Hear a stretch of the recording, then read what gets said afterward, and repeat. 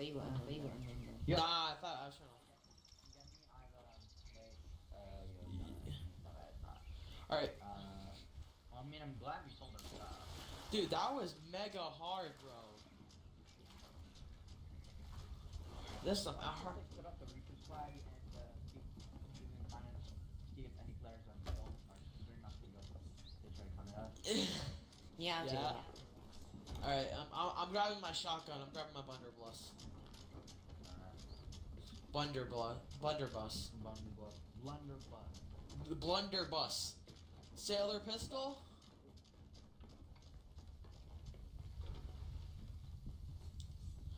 Oh, God, I fell. I got it.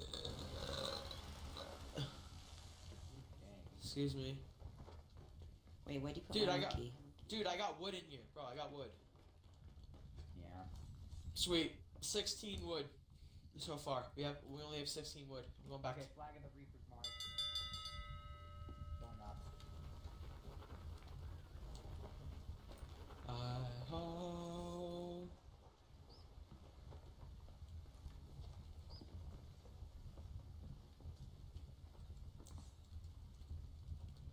Dude, this ladder's ass. It's literally it's held together by one piece of rope and some wood.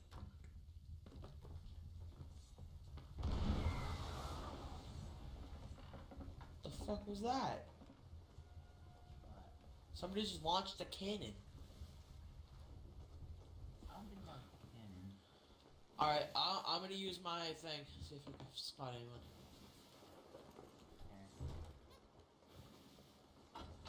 It's map blurry too, so it's like really hard. Who's firing off a cannon?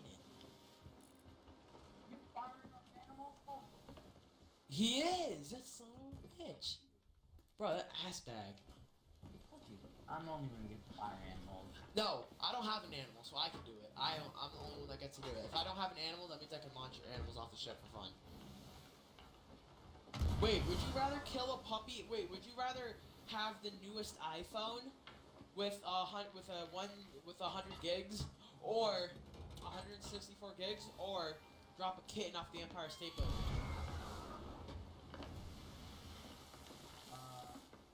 Sorry, no.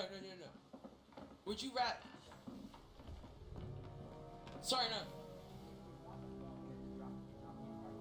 Yes. Wait, what's that orange skull thing? People say, "Oh no, would you slap a baby? Would you slap a baby duck for $1 billion?" I would. It's a baby duck. Fuck animals. I mean, cats and dogs. Yes. Screw you too, bitch.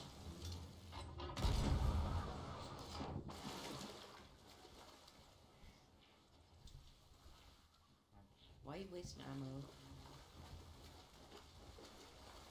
Oh, he's a jolly good fella. Sweet, I'm on land. Dude, there's an old rowboat. I set my monkey too. Your birds found some cannonballs. Sweet.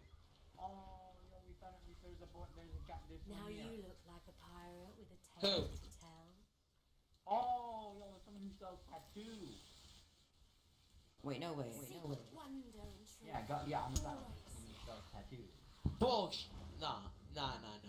Let's go. I'm Okay, getting myself a does. tat. Get myself a tat. You have to unlock them though. Browse stock.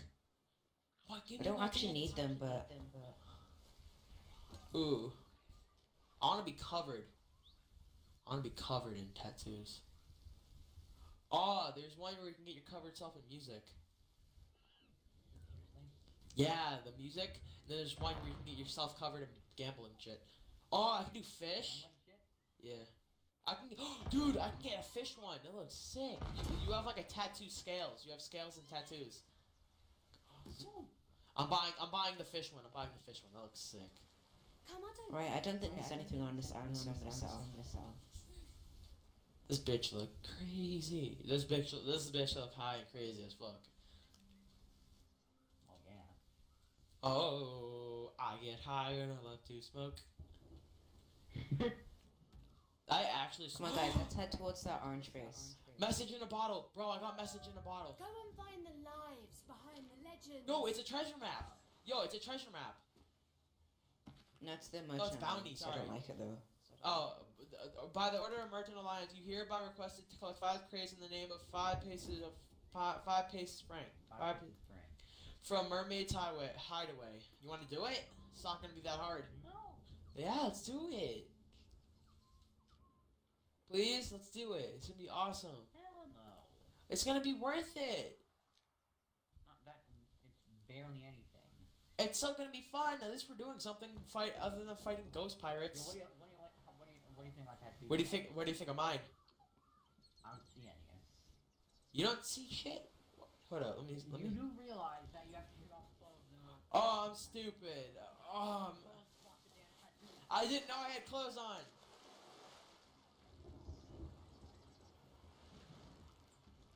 Wait, my game's broken. Where? right there. Where? Wait, guys, can you throw fireballs at me? I'm in my underwear. I'm in. Because I can't get out the merchant alliance then. I can't face I left or still right. see no tattoos. Damn, fuck it. I just bought some. You have to use the bandaging chest. Bra stock. No, once you bought them, you have to go here. This is It's mega. in this chest. This is mama mega. Gay. Wait, guys, kill me quickly. Oh, dude. Sailor tattoo set 1. 65.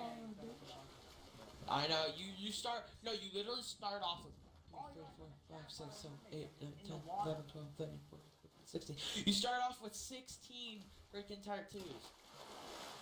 You realize I just got a sapphire room. I know. I heard. Guys, I How need is help. that even? He's Good for filming. you. I can't move left or right. Oh my god. Wait, do you have any of those pistol ones? Yeah. Yo, should I just sit in my underwear? What are you guys doing? I'm sitting in my underwear. Come back to the ship.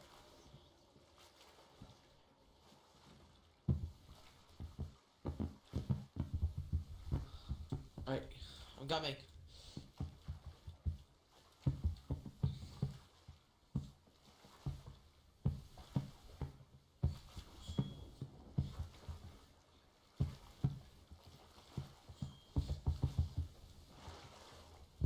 Yeah, that's better.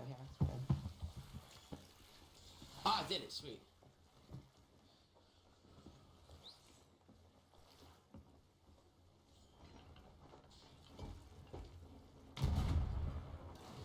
Bro! Yo, there's a shark! Shark!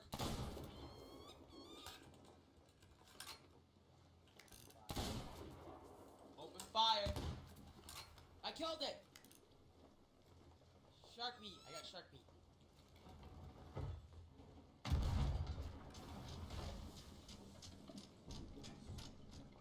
Where'd the sharky meat go? Where'd shark meat go? Get on the ship or you stand in the way.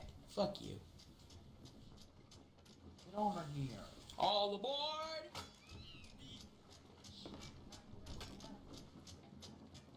Someone just said all aboard. Cam did. Cam said all aboard. Dumbass. Uh-oh. And when you get to that, it's George Law.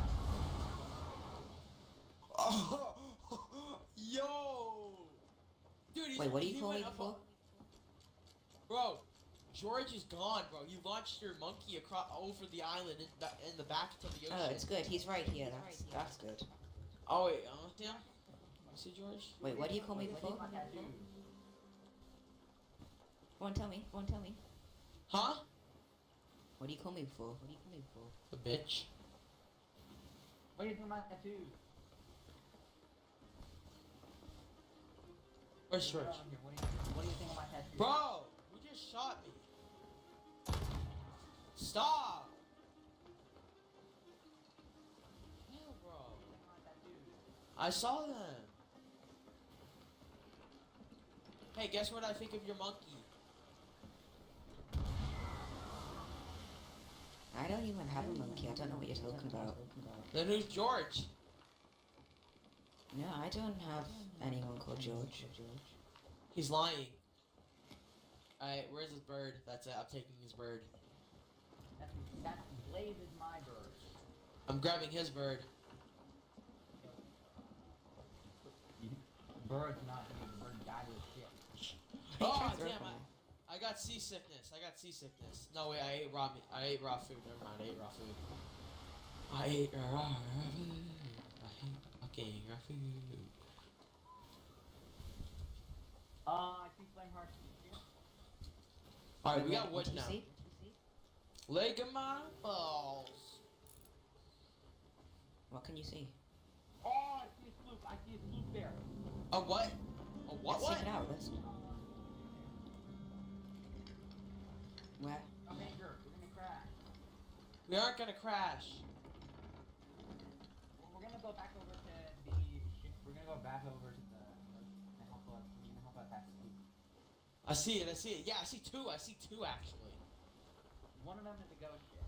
No, no, two of them. One's a skeleton ship, I think. All right, let's turn. Let's go. Hey, who's Blaze? Oh, nice. Yo, he's beating. Right? Let me hold Burb. Where'd he go? Where'd Burb go? You'll never find my bird. Oh. The cannon. Oh, you can't launch the bird out of the cannon, but I can throw him overboard. Is that even a bird? Bro, you can't even throw him overboard. I need food. I need food. Is friendly fire on? Yeah. Wait, no. So everyone get ready. Hard turn. Wait. Should I hit the anchor? Anchor? I'm ready in the Wait. harpoons to help. Oh yeah, his name is Andrew. We're gonna go.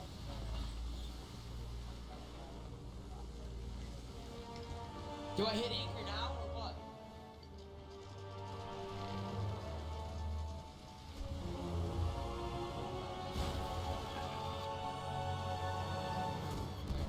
Cannonballs are.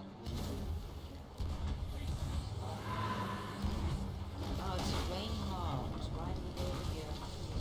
Yeah, we're here because we're trying to help out a sloop. Well, it's flame hard. His name is Flame Hard. You do know Oh, the there's ship's on two fire, of by them. the way. Ship's on fire.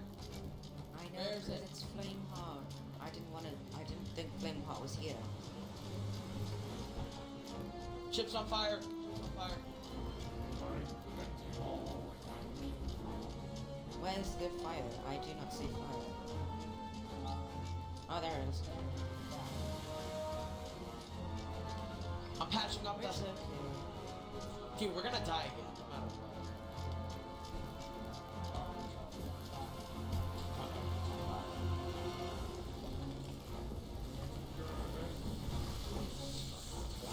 See, he knows what we're doing.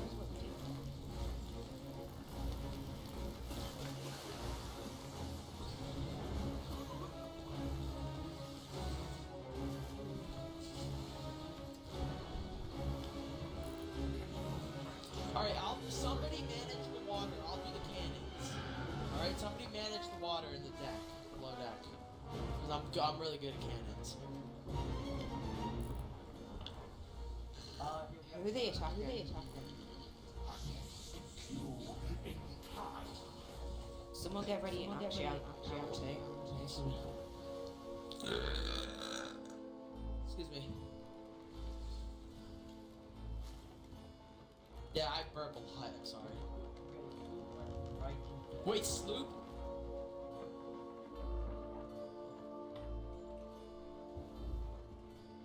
I think it died.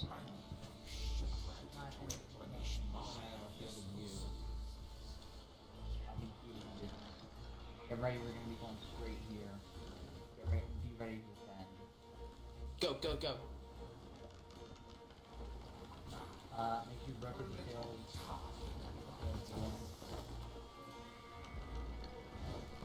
I got the cannons. Me too. Me too. Me too. Who we Grab one now? next. And fire. Wasn't enough. Oh, maybe it was enough. Yes, we got him. Let's go. We got him. I Reload the missed a cannons. flame pot. Shit, they're on fire. It's on fire. It's all on fire.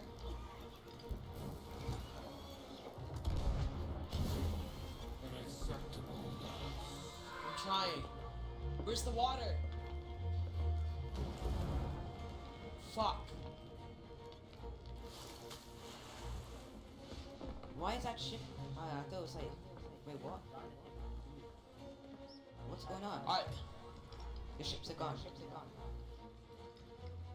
I'll repair. I'll look around there. There's no damage. There's literally What's no that? damage. Oh, that's the sloop. I found the sloop. Freaking burning like a damn.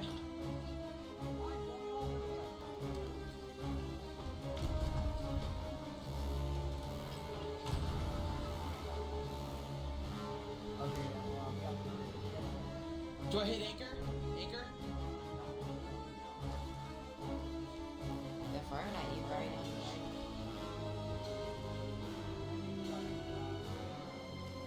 Element, you're gonna Keep die. powering the You're gonna die, Element.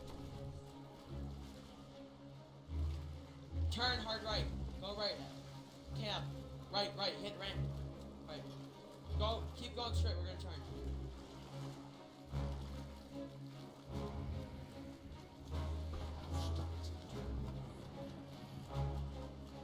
Right, you're flame hopped.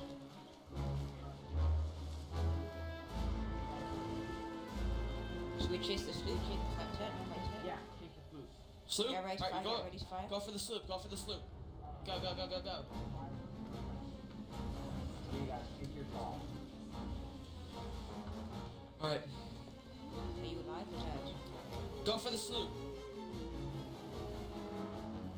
Can you drive?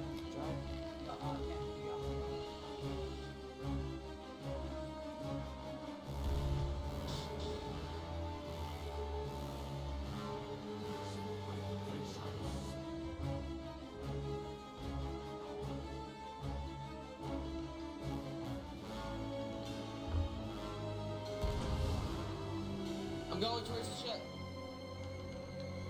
There's a mermaid. Dude, help me slow the ship down. They're going straight for our ship.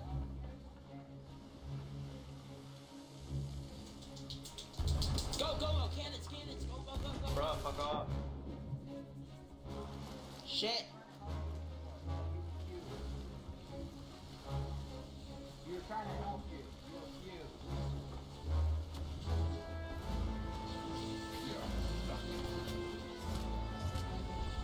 Oh shit.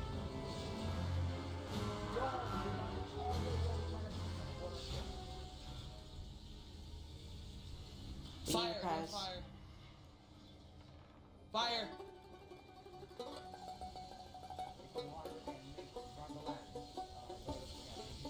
You gotta make sure that no one actually gets on the ship. Yo, get the ladders.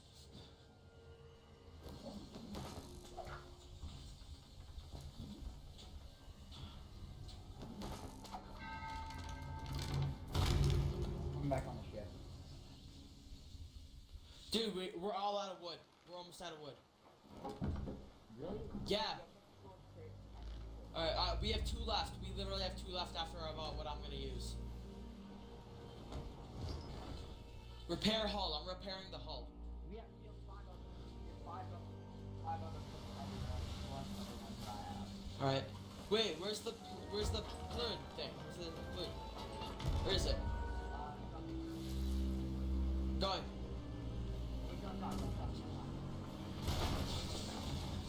Oh, the sloop's right there. Go! Launch me! I'm gonna jump to it.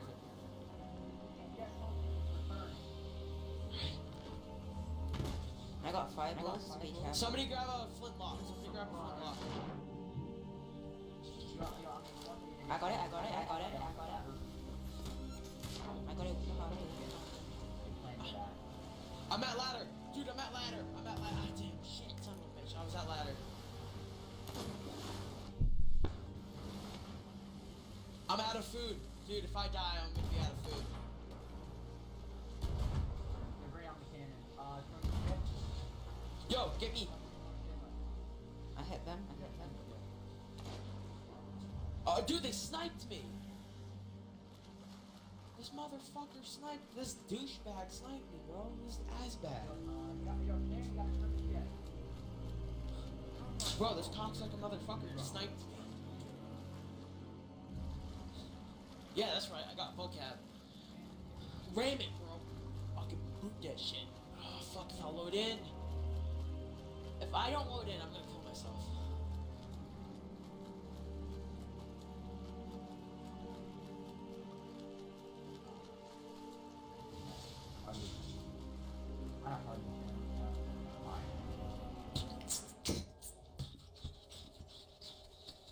You guys try to fight, you guys try to keep up with them. Alright, I'm in. I'm back in.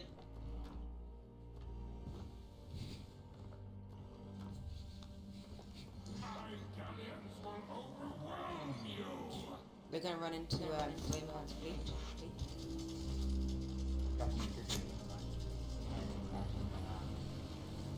Okay, start raising. Raise.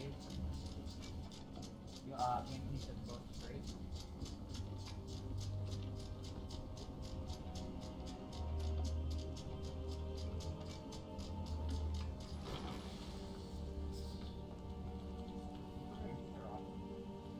Wait, did you destroy it? Wait, did you destroy it? The other ship? Wait, did you destroy the other ship?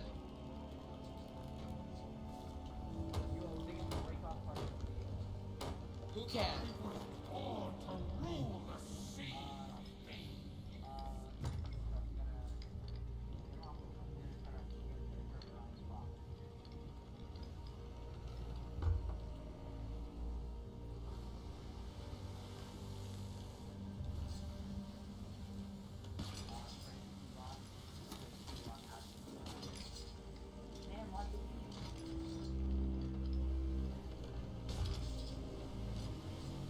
Can.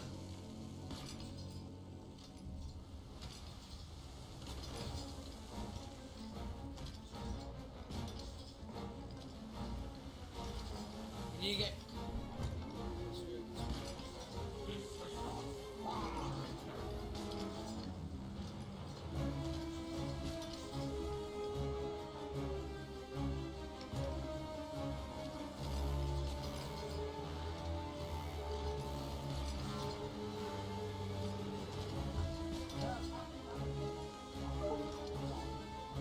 Sorry. Fuck.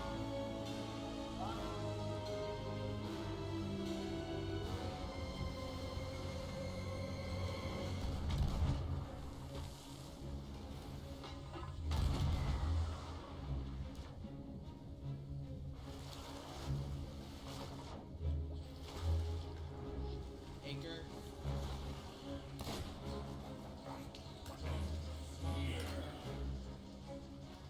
I crashed. We crashed. Don't! Aw, you don't gonna leave me like this, are you?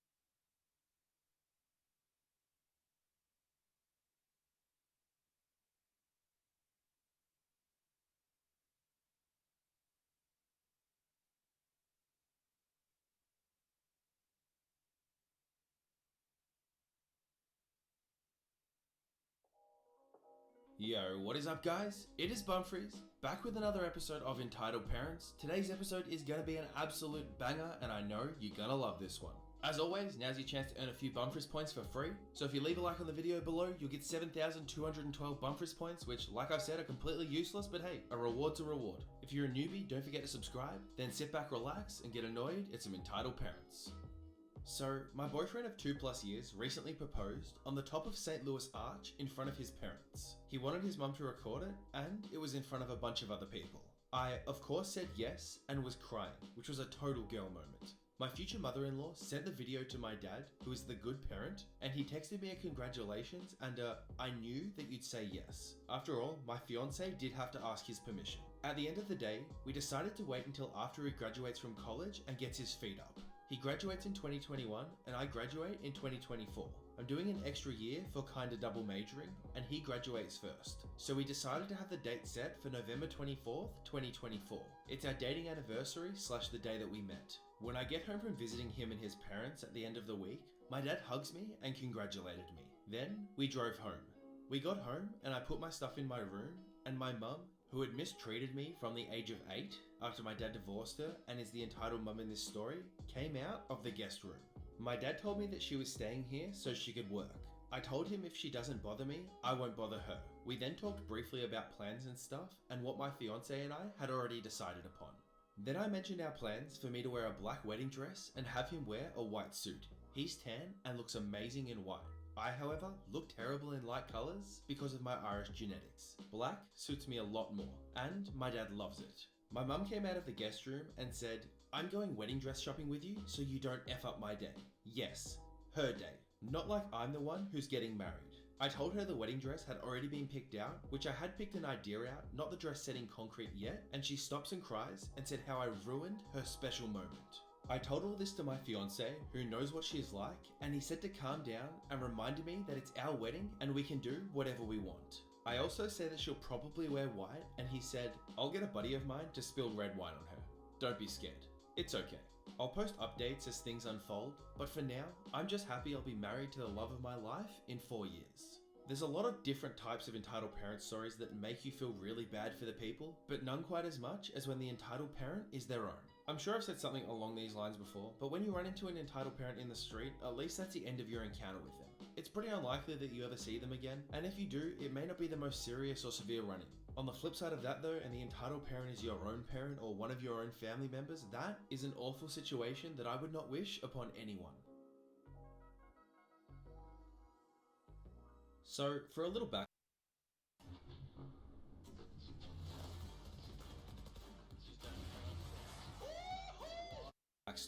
during this whole quarantine kerfuffle, my dad offered to pay me to help him trim up a couple of trees around our property. I'm out of school for a while, so I agreed. Today, while we were working on one tree at the front of our yard, my dad was using a chainsaw to cut down a tree that had grown next to the tree that we were trimming. I was standing off to the side watching while trying to not get hit by the tree as it was like 12 foot tall when my neighbor, who is the entitled mum, walks up and taps me on the shoulder. The entitled mum said to me, "Excuse me, but what are you doing to that tree?" I just want to point out that I've never really met my neighbors, I just kind of know who they are, and I say back to her, "Oh hey entitled mum, we are just clearing out the area below the trees," and she says, "Well, you can't cut it down." I respond saying what, as I thought she meant the tree that we were already cutting down, and just continued with, "Oh well, we are clearing out under the tree just to make it look nicer." The entitled mum then says, "No, not that one, the main one."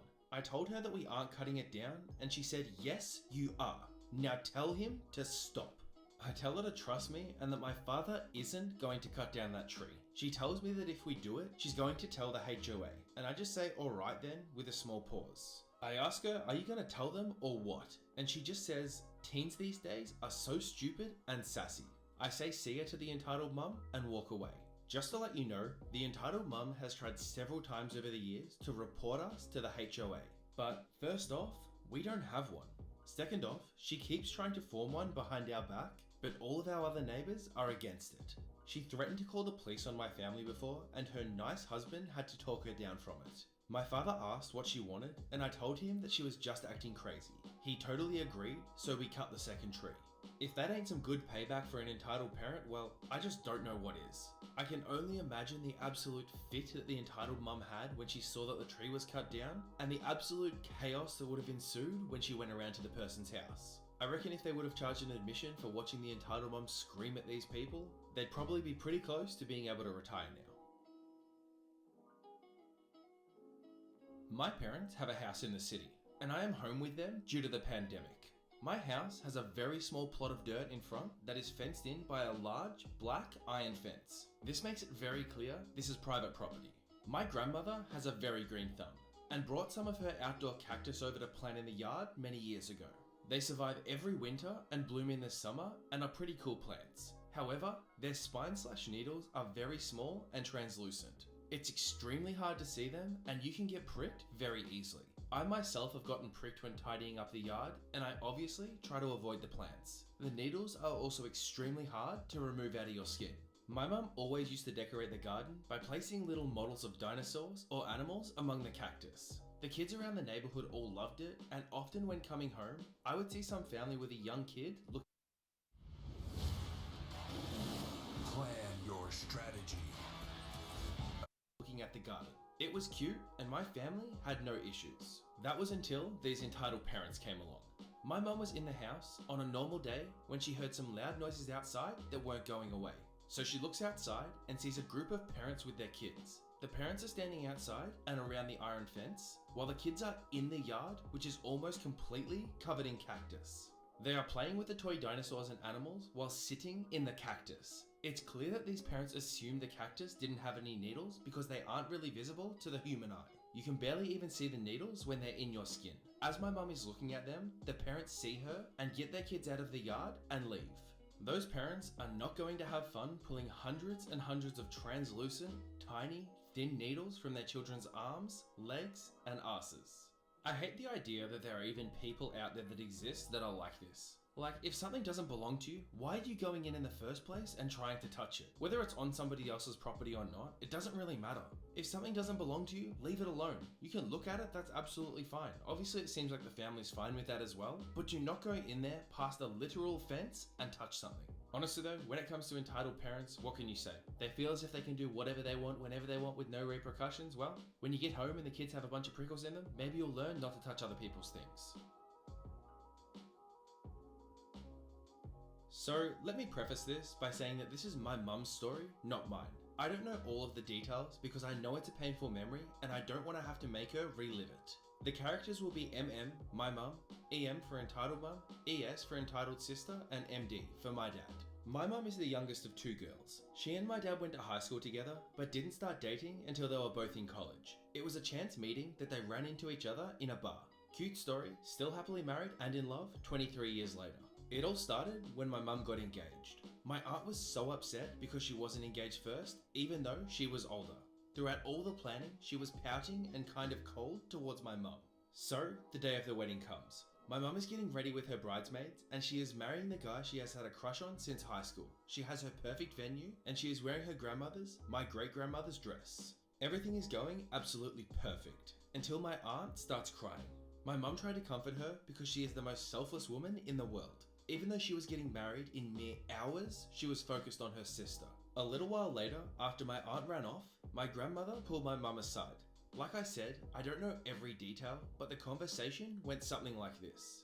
My grandmother said, "Hey, you're really making your sister upset." My mum, confused, said, "What did I do?" My grandmother said back to her, "You're way too happy and it's making her upset that she didn't get married before you." My mum just said, "Pardon me?" To which her mum then said, "Can you just be a little less happy?" My mum was in shock. This was supposed to be the happiest day of her life, and here was her mother. They think I'm an old dog? I'll show them just how many tricks I know. Telling her to be less happy so her sister didn't get butthurt. My mum's whole life, she was always told to set her accomplishments aside so that her sister felt special too. When she was younger, she was told by her parents that she would never go to college because she had a hard time in school. It was dyslexia and ADD before professional help was available. My mum defied all odds and graduated with a master's degree. Can you guess who got all of the glory for graduating from college? You guessed it.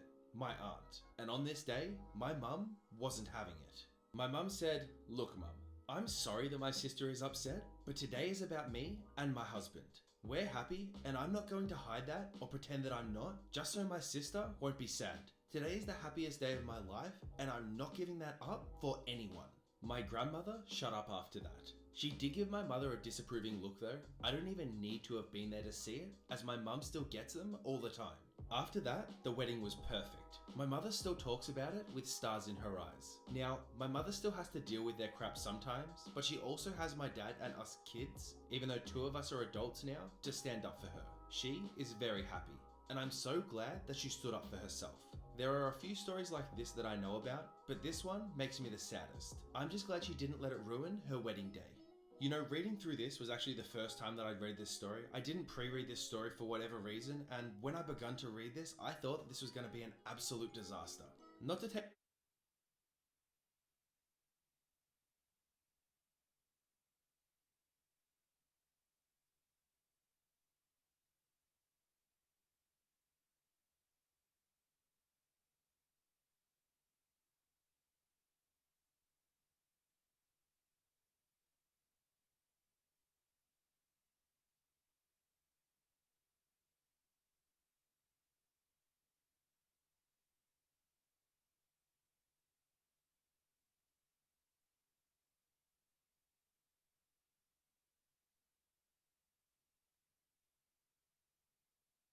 anything away from how horrible of an experience it must have been to have your mum tell you not to be happy on your own wedding day, but the fact that she stuck up for herself when it seemed like in the past that she perhaps didn't, gives me some degree of hope that there are people out there that have the ability to stop entitled parents.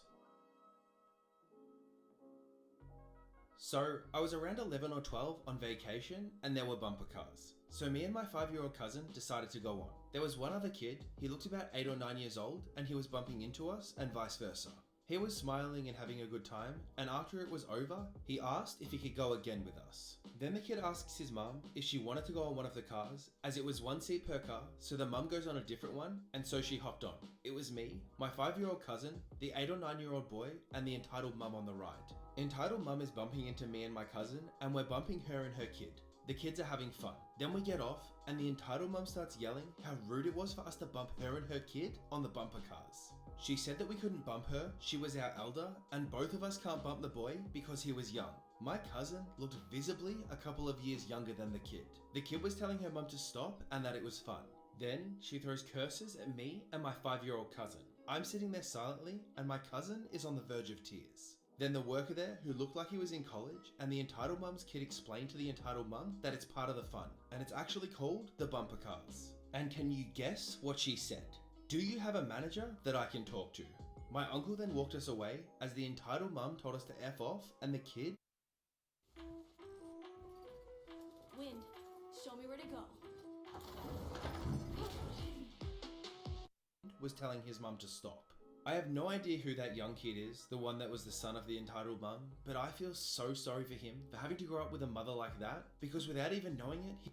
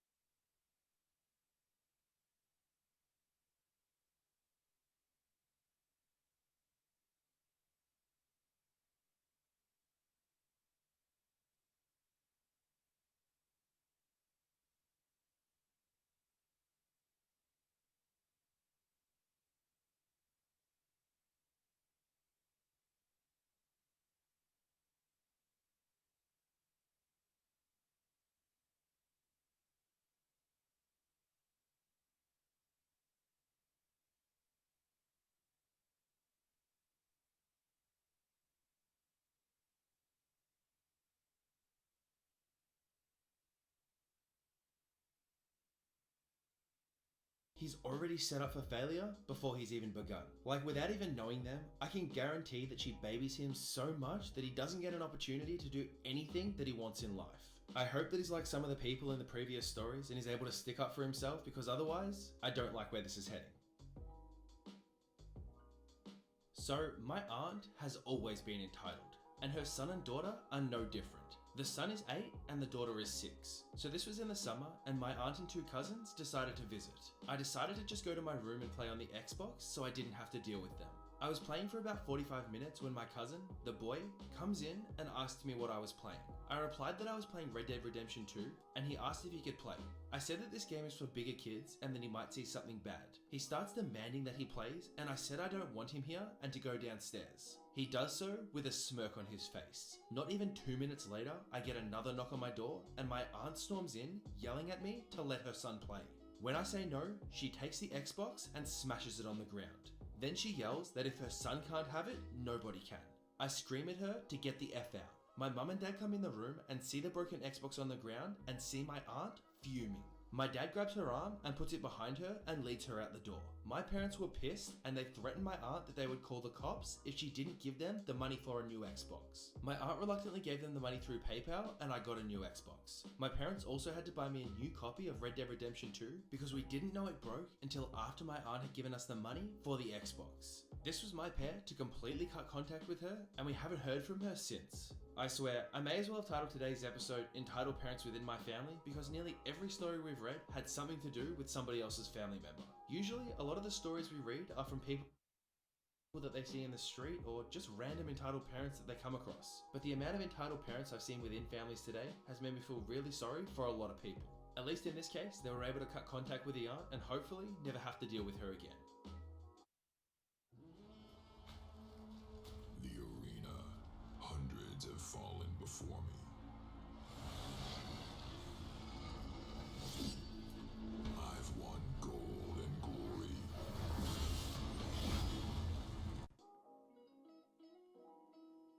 Alright everyone, that is going to be that for today's episode of Entitled Parents. I just want to start off by saying thank you. Yo, what is up guys? It is Bumfries, back with another episode of Entitled Parents. Today's episode is going to be a banger and I know you're going to love this one. As promised, today's episode is going to be a longer one. I've pulled as many good stories from the last week or so that I could find to make sure that this video is as long as possible. If you want to see another long one like this, let's hit 5,000 likes and I'll make it happen. Now, just sit back, relax, and get annoyed at some entitled parents. For some background, I used to work at a summer camp as a counsellor and as the director of the archery range. One of the things that the campus had the opportunity to do was sign up for merit badges, including one for the archery program. The requirements were to pass a short written exam and to show that their shooting skills had improved. Because it was summer and because some of the kids struggled with tests, I would offer to provide any assistance that they might want. I was willing to do anything short of giving them the answers or doing the test for them. The only caveat to this was that if they refused my help, then I would leave them to their own devices because there were other kids who did want it. During one of the sessions, a 14-year-old boy who we'll call Colby signed up for the badge. By the end of the first archery period, I could tell that he was going to have trouble with the exam. I made an offer to help him and he turned me down. Fast forward to the end of the week, the exam is administered and he bombs it, so he doesn't get the badge. After the closing ceremony, he comes up to me demanding to know why. I explained to him that he didn't pass half the requirements, and after trying to argue with me about it, he stomps off. About 10 minutes later, he comes back with his mummy in tow. She asks me the same question and I give her the same answer. She then goes into a tirade about how her son is the golden child and deserves to have everything.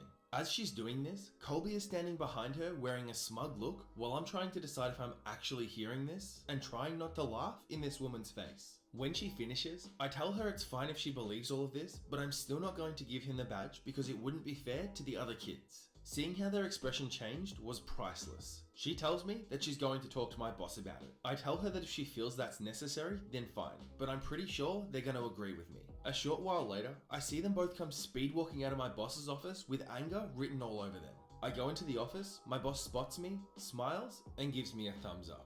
You know, when I was reading through the stories today, I thought, this one seems like a reasonably tame one to start with, and even though the entitled mum is pretty bad in this story, some of the stories to come are something you don't want to miss. I mean, all this entitled mum is doing is setting her child up for failure in the future, giving him a false expectation that no matter what he does in life, he'll be rewarded for it. To me, that sounds like some pretty darn good parenting, and this child will have no troubles in the future.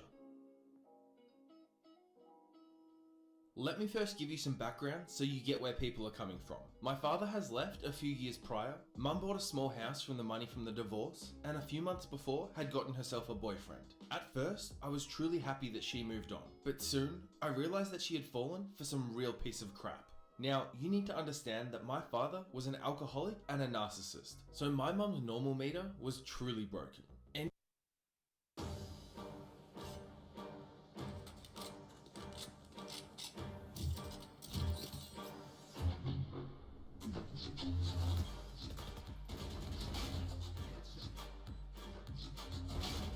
No match.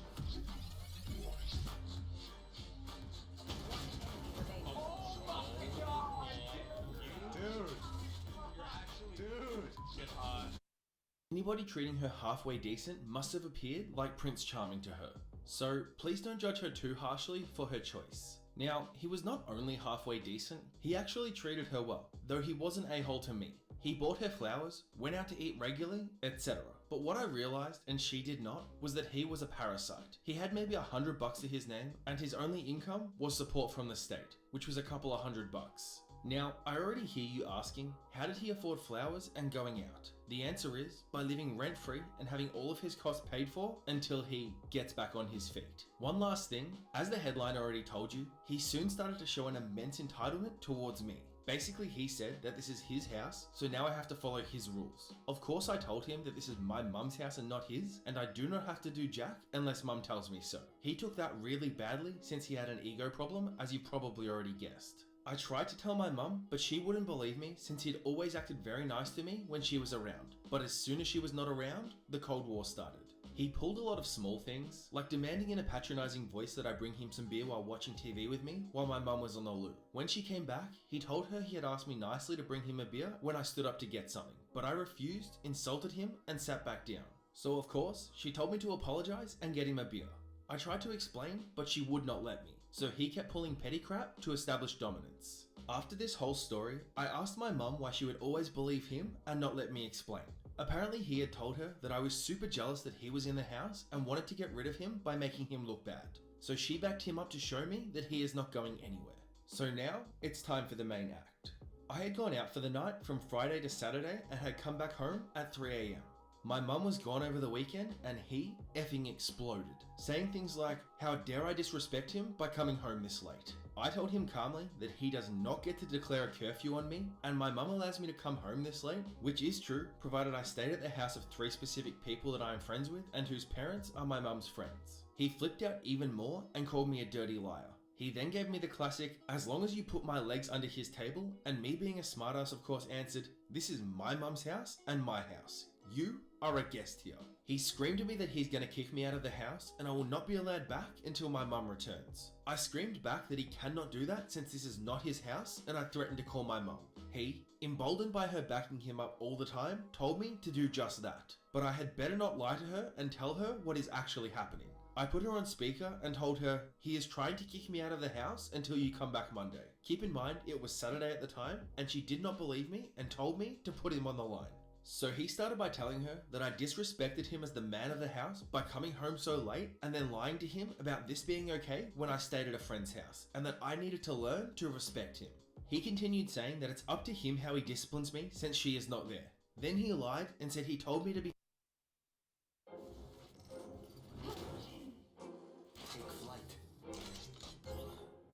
home by 1 AM. For the first time, he let his mask slip and she picked up on it right away. She said to him, so let me get this straight. I allow my son to be out till 3, but you think that you get to overrule my decision on my son, and now you think you get to kick my son out of his own house? At this point, he realized that he effed up and he tried to get her to take his side, but only dug his hole deeper and said, well, he keeps not respecting me in my own house. If you let him win now, he will never respect me. She says to him, and you think that the right punishment for disrespect is to kick him out for 2 days? He says, yes, finally, you get it. I knew that you would come around. My mum goes, well, he did nothing wrong since he was allowed to go out that long and you have no right just to overrule my decisions on my son. He starts to say but, my mum cuts him off and says, I am not done. Apparently you think the right punishment for your disrespect is to kick you out until Monday. He says, but I only have $100. This is not fair. Where am I supposed to go? My mum finishes up by saying, "I'm sure that my son had even less money and you do not give a crap. You have 30 minutes to leave and I'll be telling the neighbor to check. If you're still here in half an hour, he will call the police and have you trespassed. When I come home Monday, we will talk. I am such an idiot that I kept believing you over my son." Once my mum came home, I told her how he kept pulling this crap on me and she was so sorry that she kept backing him up. I had tried to tell her many times that he treated me exactly like my father did when she was not around, which was one major reason for their divorce. But since he treated her so differently and acted so differently than my father, she believed him that I was jealous and tried to get rid of him. But when she heard him say those words that my father said so many times, "You owe me respect since you live in my house," she suddenly realized that I was telling the truth all along while he was the liar. She never realized how badly he treated me and how entitled he acted since they had hidden it so well before. But when he started talking about deserving respect in his own house from me, a house that he did not put a penny into, but was somehow his. Even worse was thinking that he could overrule her on her own son. My father would also overrule her decisions. So she finally saw through him and got all the evidence she needed that I was telling the truth all along. They broke up that Monday and he never got back into the house. They met for coffee and she demanded her keys back. Originally, she wanted to give him a month, but when she entered the bar they met at, he right away started to scream at her about how dare she kick him out of the house like this, and that now he would never get the respect from me that he is entitled to. So she told him that she is only there to ask for her keys back and that they are through. The ending of this story, quite frankly, made me really happy because any time, especially in an entitled parent story, where somebody can get out of a really toxic relationship or have that person who is an entitled parent and is really toxic removed from their life is an amazing job. It's not always easy, but I'm really glad that OP's mum in this case came to their senses and did finally believe their son. I hope for the sake of both the son and the mum that they don't come across somebody like this in the future. Everyone seems to get a kick out of reading how horrible my father and stepmother were. This one is fresh on my brain, so I'm going to put it in here while I'm able to remember. Someone wanted to know another tale, so here it is. Obligatory this is paraphrased, with my mother having filled in some of the blanks, as I've blocked out a lot of this time in my life. This happened after I'd no longer been able to go to therapy. Right before the summer, and due to all of this and more, I was going to end up having to repeat my junior year. It was 2 months before school would let out, and there was no way that I could get my grades up to stay in the honor program that I was in for high school. Because of this, my stepmother had decided to approach me about my room. You see, as a little backstory, my father and stepmother had trouble getting pregnant a few times. My brother was a miracle baby, and they wanted another after him. They tried for years even to conceive my little sister. Because they were trying, they moved from the small house they had for the 4 of us to a slightly bigger one. It was at this time that they started trying for my sister. Fast forward to me being 17, about to fail due to the way they treated me and other similar factors. In my state, siblings of the opposite gender can share a room up until a similar age. After that, it's considered illegal. My brother had reached that age and thus couldn't share a room with my sister any longer. This is where I come in. And at this stage, I had my own room. When we first moved in, they took me shopping to IKEA and let me pick out my own room worth of furniture. Bed, dresser, side table, air cushion. They even painted my room to suit the room theme. That being said, my stepmother decided that my brother needed my room. She told me that since I was failing my junior year and will be graduating a year late, that I could move into the playroom and get a job and start paying rent, since by this time I would be 18 when the next school year began. Normally, this wouldn't be such a bad setup. The playroom is huge and it had lots of space. And to some, she even had a point. But I didn't answer her because I didn't know what to think.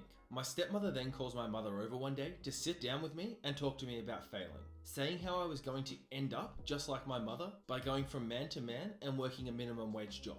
All of this to pressure me into giving up my room. And eventually, I gave in. However, this is where the catch comes in. The playroom was still my brother and sister's playroom. Their toys would still be there and they could go in and out as they pleased. This meant that they constantly went through my stuff and it wasn't really my room. In addition, there was no door, and with the way the playroom was set up, as it was an addition to the house added on by the previous owners, there were large windows that had never been removed that looked into the playroom from the kitchen. I had no privacy. If I wanted privacy, I had to get a job to pay for my own curtains and my own door. It was supposed to teach me responsibility of being an adult since I was failing a grade and therefore couldn't go to college like that. Their reasoning was that they were going to convert it into an area for me when I went to college, but since I failed a grade, they decided that I could pay for it and be an adult. Some of these entitled parent stories just hit a little bit harder than the others, and this one is definitely one of those. I don't know exactly what it is, but I do talk a lot about how sorry I feel for people because their entitled parents are setting them up for failure in the future, and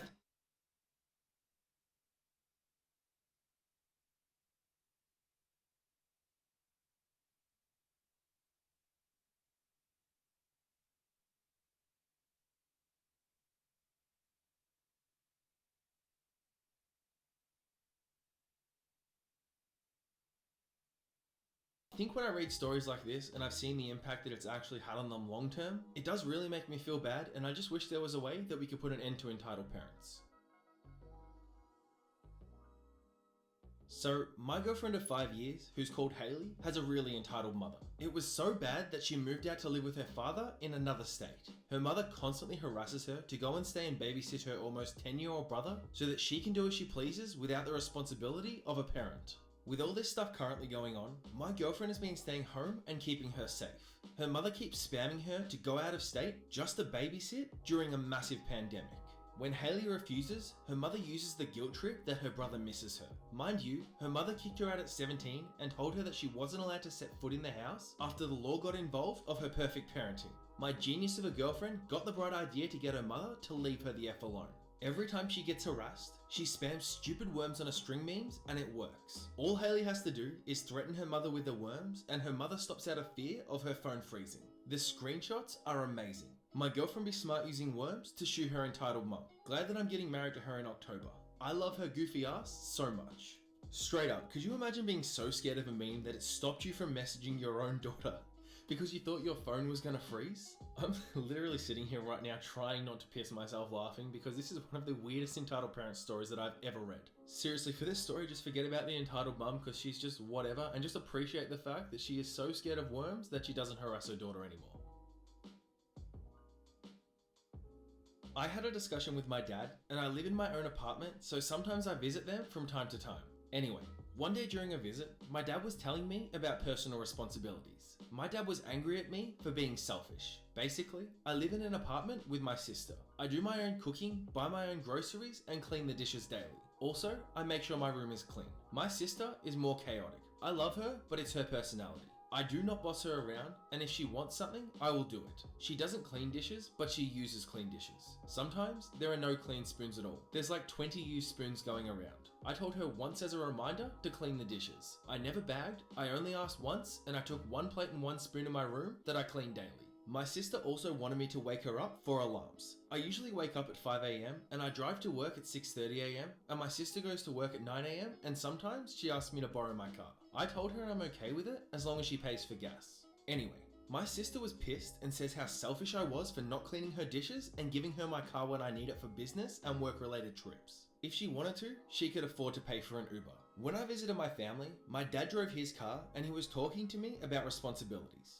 He told me that I shouldn't be selfish, and I told him that I have work, I have friends, I clean my own dishes, and I asked him why she can't clean her own dishes. He said to me, "Don't blame others," and I replied that he was blaming me. I also said, "Well, what about when you are in the house? Don't you tell us to clean our own dishes? Why don't you have the responsibilities?" He was angry and threatened to throw me out of the car. I said, "You threatened to throw me out because I disagree with you? I don't owe her anything. It's her dishes and she can do her own dishes." My dad was like, "You will never learn responsibilities." My mum's response was, "Your sister is busy." I was angry because I work from 7 AM till 6 PM and I also work unpaid extra hours because I care about my job. I barely have free time and my sister works from 10 AM to 3 PM. I replied to my mother, "And what, you think I have nothing to do?" I then screamed at both my mum and dad, "I am not a maid for her. I love my sister, and my sister was just frustrated at herself because she realized her mess can get out of hand."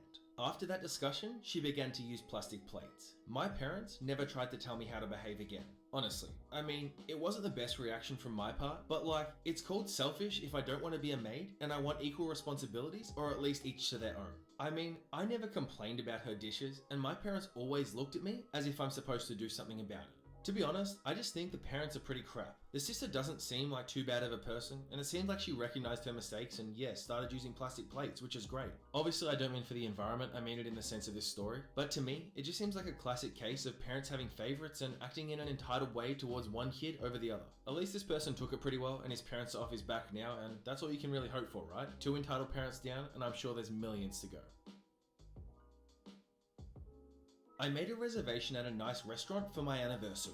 Our reservation was for 8:30 PM, but the hostess said that they were running a little behind. After 20 minutes of waiting, a couple walked in behind us and asked for a table. They didn't have any reservations, and the hostess said that they were looking at a 45-minute wait. The couple stood behind us discussing options. Then 5 minutes later, the hostess said that our table was ready. The woman pointed out to us that she was 7 months pregnant and would really appreciate it if she could sit before us. I said no because we had a reservation and they did not. Then I suggested 2 places across the street that always have seats available. The couple was visibly annoyed and said something under their breath about how rude I was. Had they made a reservation, I would have gladly switched so they could seat a few minutes early, but they were basically asking for our reservation. We were looking at having to wait another 45 minutes. There were multiple restaurants in the area, so there were options. There was also bar seating available and they could have gotten food there. Can I just say, you don't suddenly become 7 months pregnant. Like, unless this place had a 9 or 10 month waiting period to get a reservation, there is no excuse for coming in and trying to take somebody else's reservation because you're 7 months pregnant.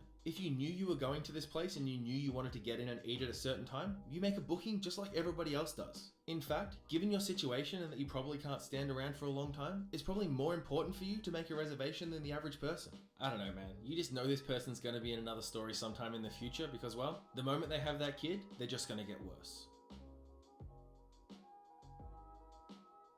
So my mum is still working as an essential worker. She works at an international academy that basically runs like a daycare for kids whose parents work for the NHS or have other essential roles and no one to leave their kids with. She doesn't mind this, but she's been dealing with some absolute a-hole parents that make my blood boil. For example, one of the things she does is not only feed those kids while they're there, but she also goes out of her way to make dinner for the kids to take home with them in case their parents have no time to cook. Apparently, she has been receiving complaints from certain parents saying things like there were not enough grapes in the fruit salad or the food was cold. Do you think I have time to warm it up? And my favorite of all, can't you make something that my child actually likes? Mind you, the school would always post photos of the food that is being cooked that day, and it always looked absolutely incredible and has variety so that all of the kids have their dietary requirements taken care of. It's absolutely infuriating that my mum is cooking and providing free food for these children every single day, including the weekends, and that is the thanks and appreciation she gets. I said it in the last episode of Choosing Beggars, but everything that's going on is bringing the absolute worst out in people. Rather than coming together, being grateful and appreciating anyone who is able to help them, especially when it's at no cost, people have decided that now is the time to come out and show their true colours. I know these people are probably working pretty hard and everyone does have an off day, but if this is happening consistently, it's just not good enough. Another bushfire, another community at risk. The plan is simple. Start a backburn along the back fences of the community to create a fire break and contain the fire. The wind is blowing towards the community, so the backburn will be going against the wind in good conditions. We start lighting up the bush. 90% of the residents put up with the smoke and either close their windows and doors or come up and talk to us over the fence asking if they can do anything. Now, I will take this time to mention that we were in full face respirators to protect our lungs from the smoke and we can barely talk out of them. And when you are next to a running pump, you can barely hear anything. So, back to the story. We are walking along and pause at a house to monitor the burn. There is quite a fuel load, so we wanted to make sure it is burnt. Don't notice anything until we see a resident trying to use our second hose line and we're like, what? A quick discussion ensures, and this mother had come out to inform us that the smoke was affecting her kid. Okay, this happens. So what? She had come out to demand that we put out the fire that we were lighting, and when we ignored her, she then decided to do it herself. We gave her a quick apology as it's noisy and we didn't hear her, and she is understanding. But she still insists that we put out the fire or give her kid one of our masks. No. I'm not going to affect my health for your kid. Also, he hasn't done the course. We advise her to close her doors and windows, but we are going to burn to protect her house. This is where she demands to see our commander, who at this point in time is hiding in the cab. He gets out, walks up to her, and issues her an on-the-spot fine for obstructing an emergency service worker. I can't think of anything more annoying than having a Karen come up to you while you're trying to do your job, something that is absolutely one of the most essential things that you can do in literally protecting a community from a bushfire, and trying to tell you that you can't do your job because it's affecting her kid. This Karen is probably then the same person who would blame the fire department if anything happened to her house. Sometimes, when it comes to entitled parents, there's just no way to win. So, back in high school, I was classmates with a kid who, well, wasn't exactly the sharpest tool in the shed. Take note that we were sophomores in grade 10 by now, so our batch had been together for years. It's a small private school, so we were all pretty tight-knit. However, his entitled mum believed that he was the perfect little angel who would outshine everybody else. In reality, he only got those since his entitled mum would bribe their way through the system to let her kid have the benefits. I.e., instead of trying out, the entitled mum would pay their way into sports teams so he'd get credit only to be benched the whole game.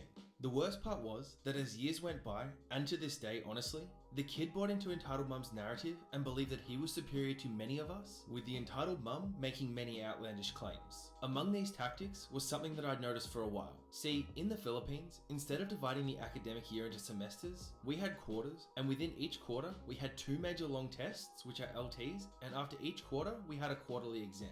As each quarter progresses, the QEs would aggregate lessons from the quarters that had passed, along with that quarter's lessons. Anyway, for some time now, our class had noticed that this kid would call in sick on the day of major exams, and then entitled mum would call on the kids in the higher bracket grades, who were supposedly close with the kid, to ask the exact content of the tests so that they could study for the retest. Now, I'm not exactly a star student, okay, not at all, but my grades were decent enough for her to consider me within the call list. I mean, I hung out with the guy and he was nice enough until his entitled mum began inflating his ego. So during the third QEs for algebra, surprise surprise, the kid calls in sick. Now, this was pretty expected since everyone had already been betting on it, and sure enough, by evening, the entitled mum calls me up asking exactly what was on the test, each question and answer. I tell her off and she starts spouting on how grades are important and I'm just caring for the future of my child, and he deserves to be in the honor society and you should be more charitable.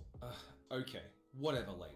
And by this point, I'd had enough. So I comply, but with a twist. I end up giving her all of the items of our second QE. Without a thought, she begins typing it down and I can hear her frantic fingers on the keyboard through the phone and begins taking down each and every word I say. Here's the kicker. Our algebra teacher did not even include lessons from the past QEs. She thanks me profusely and how I'm such a saint and a savior to her son. Quit the sweet talk, lady. Anyway, kid comes in, takes the test, and oh look, he got an F. To add insult to injury, our teacher was the one who put in the numerical percentage so we had a clear idea of how we did. The kid got a 35%. The entitled mum confronts me and says, "You lied. What you told me wasn't on the test." I played the ignorance card and said, maybe he switched it up, and they never bothered me again. He dropped from the Honor Society that year and people caught wind of the story and started doing the same thing. Parents, never spoon feed your kids. It never works out well. We're in college now and all updates on the kid's college life are non-existent. We don't even know if he's in college. Every time we take a reunion, he's evasive on the topic despite everyone openly talking about their ups and downs in uni life. Last we heard, the entitled mum was claiming that her little Einstein was taking a double degree. We have a classmate whose uncle is a professor in the said degree, and he said that he's never heard of the kid there. Remember how I said earlier on in the episode, if you spoon feed your kids and make them think that everything they're doing is correct, you're going to set them up for failure in the future? Well, this story is testament to exactly that, because from what it sounds like, this kid, with his inflated ego, completely failed. Now, I'm not yet a parent, but I can say from my own experience and just common sense, that I'm pretty sure the way to set your kid up for success is to let them make mistakes and learn from them.